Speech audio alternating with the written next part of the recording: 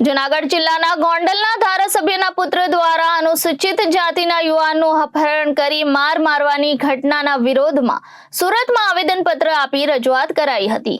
Surat collector કચેરીએ પહોંચેલા સમસ્ત અનુસૂચિત જાતિ સમાજ સુરત દ્વારા જૂનાગઢના ગોંડલમાં ધારાસભ્યના પુત્રની દાદાગીરીના વિરોધમાં આવેદનપત્ર આપ્યું હતું અને જણાવ્યું હતું કે જૂનાગઢ જિલ્લાના ગોંડલના ધારાસભ્ય ગીતાબા તથા જયરાજસિંહ જાડેજાના પુત્ર ગણેશ જાડેજા દ્વારા અનુસૂચિત જાતિના યુવાન સંજય સોલંકીને ફિલ્મી ઢબે બંદૂકની અણીએ અપહરણ કરી લઈ નિવસ્ત્ર કરી માર મારવામાં આવ્યો હતો। ગણેશ જાડેજા સાથે તેમના 10 સાગરીતો પણ અપહરણ કરી નિવસ્ત્ર કરી માર મારવામાં આવ્યો હોય, જેથી આરોપીઓ સામે કડક પગલાં લેવામાં આવે તેવી માંગ અનુસૂચિત જાતિના લોકો દ્વારા કરાઈ હતી।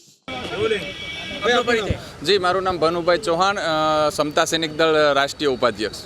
સુરત કલેક્ટર શું રજૂઆત માટે આવે? જી, સુરત કલેક્ટરને રજૂઆત માટે એ આવ્યા છે કે ગુજરાતની અંદર દબંગો અને ગુંડાઓ જે ધારાસભ્યના પુત્ર એવા ગણેશ જાડેજાએ અનુસૂચિત જાતિ સમાજના પ્રમુખ રાજુભાઈ સોલંકીના દીકરાનું અપહરણ ફિલ્મી ઢબે ગુંડાગીરી રીતે અપહરણ કરી એમને ઢોરમાર મારેલો છે, એમના ઉપર બંદૂકો ટાકેલી છે, નિર્વસ્ત્ર કરી અને એમને ખૂબ મારેલો છે।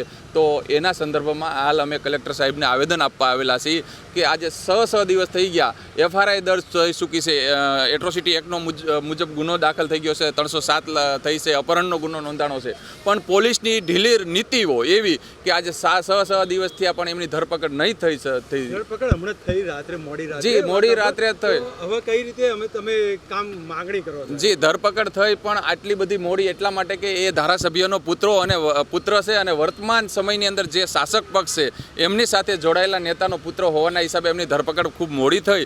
સાથે સાથે અમારી માંગણી એ છે કે 120B મુજબ અને ઘૂસીટોપનો ગુનો એના ઉપર નોંધાય અને હજી જે બાકી આરોપીઓ છે એમની તાત્કાલિક ધરપકડ થાય અને આવા ગુજરાતની અંદર જ્યાં જ્યાં ધારાસભ્યોના પુત્રો હોય કે જે વેપારીઓના પુત્રો જે ગુંડાગર્દી કરે છે એના વિરુદ્ધમાં કાયદેસરના અત્યારે પોલીસે એક્શન લેવા જોઈએ। આ એક ગોંડલમાં એક જગ્યાએ નથી, આવી દબંગગીરી તો પૂરા ગુજરાતની અંદર ચાલી રહી છે।